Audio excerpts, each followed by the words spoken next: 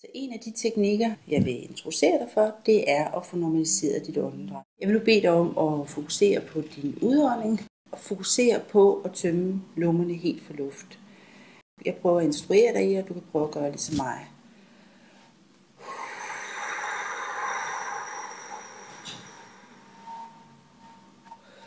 Og du bliver bare ved, indtil at du ikke har mere luft i lungerne.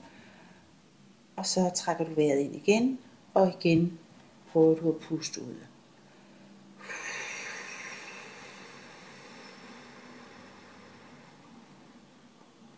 Det kan godt være, at du ikke kan puste lige så jævnt som mig. Måske din udånding lyder sådan her. Men det er okay. Fokus skal bare være på at puste ud, og efterhånden vil din vejrtrækning normaliseres. Det er den ene teknik, jeg vil introducere dig for. Så vil jeg introducere dig for en anden teknik, og det er det at bevare jordforbindelsen.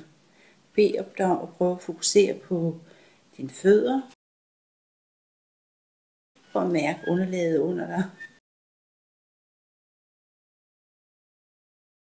Det kan være, at du har brug for lige at trampe lidt i jorden, eller gå lidt rundt.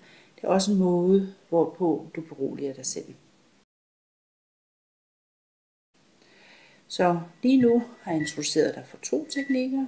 Hav fokus på din udånding, og sørg for at have jordforbindelse, mærk jorden under dig, gå eventuelt lidt rundt, eller tramp lidt.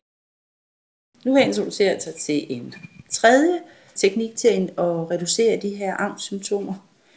Grunden til, at jeg vil gøre det er, at når man bliver angst, så har man nemt tendens til at fokusere på alle de her fysiske symptomer, og det er faktisk med til at forværre den. Der vil nu komme forskellige prikker ind på din mobiltelefon. Der vil være nogle røde og grønne og blå og gule, og jeg vil bede dig om at tælle, hvor mange blå prikker der kommer.